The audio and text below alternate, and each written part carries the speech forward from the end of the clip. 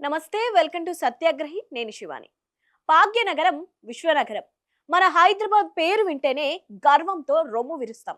కానీ ఆగండి, ఈ మెరుపుల వెనక ఒక చీకటి సామ్రాజ్యం ఉంది. సూర్యుడు అస్తమించి అర్ధరాత్రి దాటితే ఈ హైటెక్ సిటీ అసలు రంగు బయటపడుతోంది. రోడ్డు మీద ఒంటరిగా ఆడపిల్ల కనిపిస్తే అమ్మా సాయం కావాలా అని అడిగే సంస్కారం చచ్చిపోయింది. ఎంతకు వస్తావు, రేటు ఎంత అని పేరమాడే మృగాల అడ్డగా మన నగరం మారిపోయింది. ఇది ఏ యూట్యూబర్ చెప్తున్న కట్టుకథ కాదు. సాక్షాత్తు మల్కాజ్గిరి సిపి సుమతి స్వయంగా రంగంలోకి దిగి నిరూపించిన పచ్చి నిజం.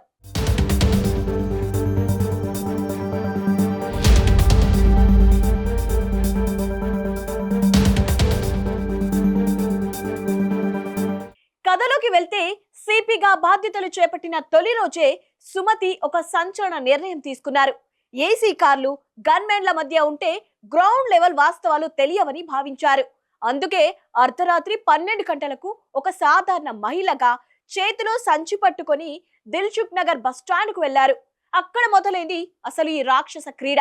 ఆమె ఎవరో తెలియక మన మగ మహానుభావులు ఒక్కొక్కరిగా ఆమెను చుట్టుముట్టారు. పైకులు ఆపి వెక్కిలి చేష్టలు, అడగకూడని అసభ్యకర ప్రశ్నలు, ఒకరా ఇతరా ఏకంగా 40 మంది ఆకతాయిలు ఆమె చుట్టూ చేరి నరకం చూపించారు. గంట కాదు, 2 గంటలు కాదు, ఏకంగా తెల్లవారుజామున 3 గంటల 30 నిమిషాల వరకు ఈ తతంగం సాగింది.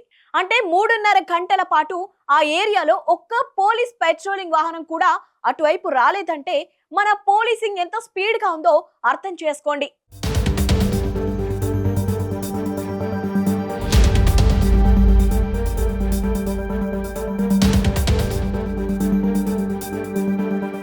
ఇప్పుడు అసలు పాయింట్ కు వద్దాం. ఈ రాష్ట్రానికి హోంమంత్రి ఎవరు? సాక్షాత్తు మన ముఖ్యమంత్రి రేవంత్ రెడ్డి సార్. అసెంబ్లీలో మైకులు విరిగిపోయేలా ప్రజాప్రభుత్వం, మహిళా భద్రత అని ఉపన్యాసాలు ఇస్తుంటే వినడానికి చాలా బాగుంటాయి.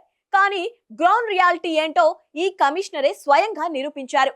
రేవంత్ గారు, మీరు కేవలం విపక్ష నేతలను ఎలా ఇబ్బంది పెట్టాలి, ఏ నోటీసులు పంపాలి అనే దాని మీద పెట్టే శ్రద్ధలో 10వ వంతు శాంతి భద్రతల మీద పెడితే బాగుంటుందేమో. ఒక ఐపీఎస్ అధికారికే రక్షణ లేని చోట సామాన్య మహిళల పరిస్థితి ఏంటి? ఆమె వెనుక ఫోర్స్ ఉంది కాబట్టి సరిపోయింది. అదే నిజంగా ఒక దిక్కులేని ఆడపిల్ల అక్కడ ఉంటే ఆ 40 మంది మృగాల మధ్య ఆమె ప్రాణం మిగిలేదా? మానం మిగిలేదా? హోంశాఖ మీద మీకున్న పట్టిదేనా? అక్కడ పట్టుబడ్డ 40 మందిలో దారుణం ఏంటంటే ఎక్కువ మంది స్టూడెంట్స్, ఉద్యోగాల కోసం వచ్చిన వారే. కన్న తల్లిదండ్రులు కష్టపడి పైసలు పంపిస్తుంటే వీళ్ళు మాత్రం గంజాయికి బానిసలై అర్ధరాత్రి రోడ్ల మీద పడి ఆడవాళ్లను వేధించడమే కెరియర్ అనుకుంటున్నారు. రేటు ఎంత అని అడిగిన వాళ్లకు సుమతి పోలీస్ జీప్ ఎక్కించి గట్టిగానే కౌన్సిలింగ్ ఇచ్చారు. తోకలు కత్తిరిస్తా అని వార్నింగ్ ఇచ్చారు. కానీ ఇక్కడ పాలనను అడగాల్సిన ప్రశ్న ఒకటి: సిటీలో పెట్రోలింగ్ వాహనాలు ఎక్కడ తిరుగుతున్నాయి? కస్తీ పెంచామని చెప్పే మాటలు కేవలం పేపర్ ప్రకటనలకే పరిమితమా? లేక పోలీసులు కేవలం విఐపీల కాన్వాయ్లు వెనుక తిరగడానికే పరిమితమయ్యారా?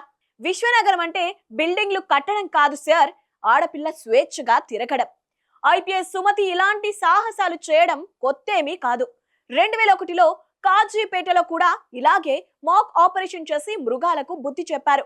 కానీ విచారకరమైన విషయం ఏంటంటే 25 ఏళ్లు గడిచినా, ప్రభుత్వాలు మారినా, ప్రజాపాలనని పేర్లు మార్చినా పరిస్థితులు మాత్రం మారలేదు. అప్పుడు కాజీపేట, ఇప్పుడు దిల్సుఖ్ నగర్. అదే మృగాలు, అదే వైఖరి. ఇన్నేళ్లుగా మనల్ని పాలించిన నాయకులు, ముఖ్యంగా ప్రస్తుత హోంమంత్రి ఏం చేస్తున్నట్లు? కేవలం రాజకీయ విమర్శల మీద ఉన్న శ్రద్ధ రోడ్డు మీద భద్రత మీద ఎందుకు లేదు? ఐపీఎస్ సుమతి చేసిన ఈ మాక్ డ్రిల్ ఒక ఐ ఓపెనర్. ఆమె సాహసాన్ని మెచ్చుకుందాం, కానీ మన వ్యవస్థలోని లోపాలను చూసి సిగ్గుపడదాం. తెలంగాణలో మహిళలకు రక్షణ కరువైందని ఈ ఘటన ద్వారా మరోసారి స్పష్టమైంది. రేవంత్ రెడ్డి గారు హోంమంత్రి అంటే హోదా కాదు, అదొక బాధ్యత. కేవలం సభలు, సమావేశాలు పెడితే అది ప్రజాపాలన అనిపించుకోదు. అర్ధరాత్రి ఆడపిల్ల నిర్భయంగా రోడ్డు మీద నడవగలిగిన రోజే అది అసలైన విజయం. ఈ వీడియో మీకు నచ్చినట్లయితే లైక్ చేయండి, అందరికీ షేర్ చేయండి. ఇలాంటి మరిన్ని పొలిటికల్ అప్డేట్స్ కోసం ఇప్పుడే మన ఛానల్ ని సబ్స్క్రైబ్ చేసుకోండి.